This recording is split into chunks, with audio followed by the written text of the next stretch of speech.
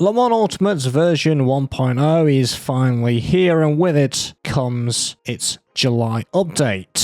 So let me take you through everything that you need to know about what's new and what's changed for version 1.0. Starting with content, we of course got the Aston Martin Valkyrie LMH, the Mercedes AMG LMGT3, and the BMW M4 Evo LMGT3. They've also added the 2025 WEC season with Hypercar and GT3 liveries. Note the 2025 LMP2 Le Mans liveries to follow in a later update. They've also implemented a new car setup screen, and they've added support for position displays as used in 2025 WEC season. And they've done some LMGT3 tyre tweaks with heating and cooling improvements, minor grip changes with temp and lower expotent to thermal deck. Then for game updates for AI, there is a fix for AI tyre temps not heating up when skipping full formation lap. For custom liveries, they fixed the game crash, clearing livery cache. They fixed livery editor crashes on reload livery. They fixed some issues which would prevent certain liveries from processing. They've also fixed weather conditions of the last race the user was in being carried over into the showroom. For DLC, they repackaged all the free DLC content to be part of the base game. So that's the BMW Hypercar, the Ford Mustang, the McLaren. It's all in the base game now. For engine and tech, they've added a basic pop-up with advice for out-of-memory issues instead of a crash report. For gameplay, they fixed a crash when viewing car setup information. They fixed tyre condition still deteriorating when setting tyre wear to off. And they've disabled the safety car from leaving the pit lane, which I didn't even know was a thing, but it clearly was. Under HUDs, they fixed the HUD scale full setting, resulting the HUD not being visible. They fixed the HUD timing panel toggling not working. They've hidden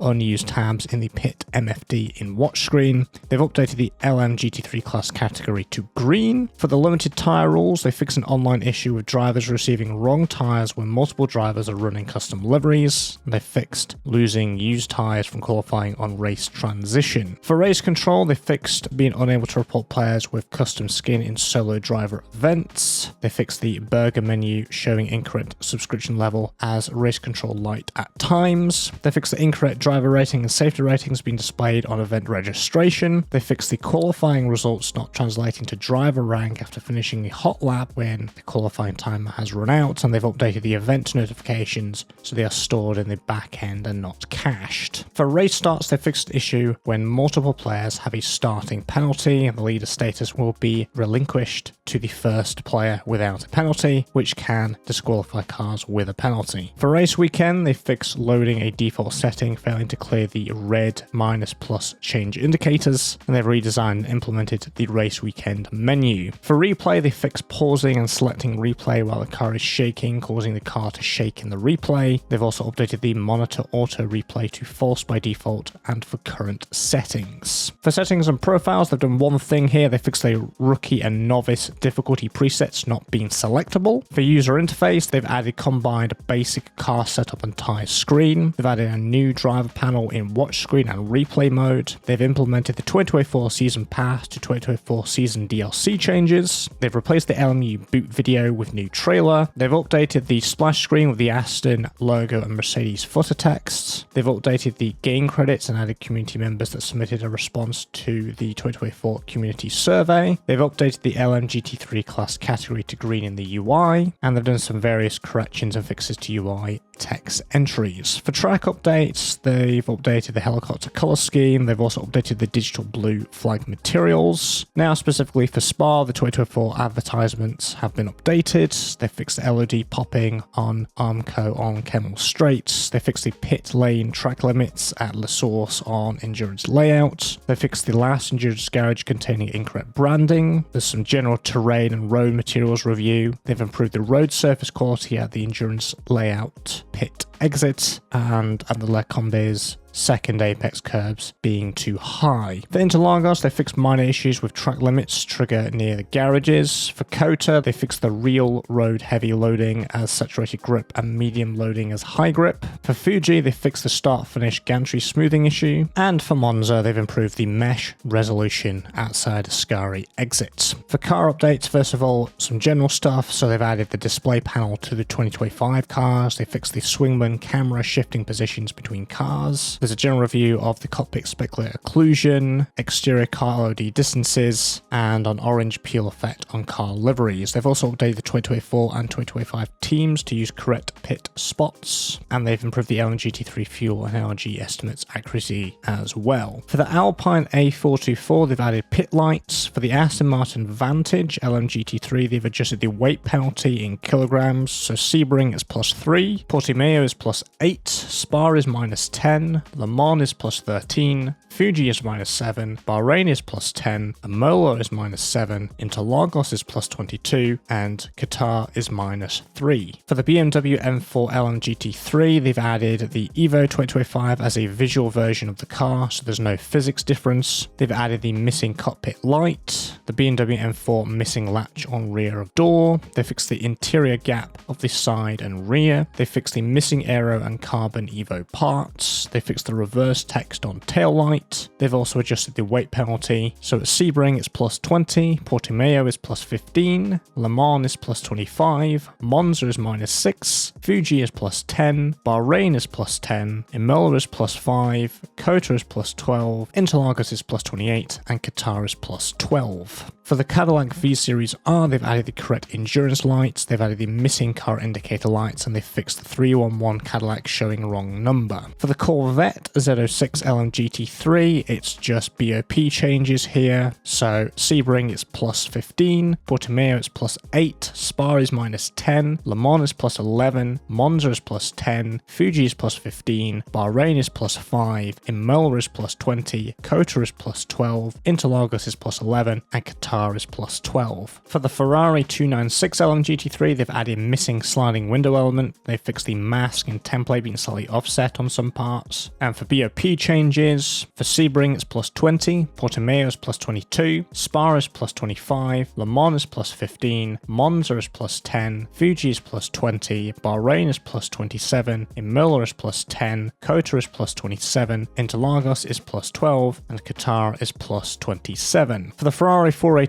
GTE Evo, they fixed the body being slightly offset. For the Ferrari 499P LMH, they've added new endurance lights, they've adjusted the cockpit light color, they've corrected the brake light inaccuracies, and they fixed an error where you could see through body on trackside cameras. For the Ford Mustang LMGT3, they fixed inaccurate side mirror casings. For the Lamborghini Huracan LMGT3 Evo 2, they fixed the Z-fighting on body panel. They've adjusted the weight penalty. Sebring is +31, Portimao is +35, Spa is +10, Le Mans is +20, Monza is +20, Fuji is +15, Bahrain is +31, Imola is +22, Kota is +12, Interlagos is +10, and Qatar is +9. For the Lexus RCF, they've adjusted the weight penalty. Sebring is +10, Portimao is +27, Spa is +15, Le Mans is +12, Fuji is +15, Bahrain is +10, Imola is -5, Kota is +12, Interlagos is -10, and Qatar is +7. And they've also adjusted the power position percentage at Le Mans, which is +1. For the McLaren 720S, there's various updates to the interior model, and they've also adjusted BOP for this as well. Sebring is +10, Portimao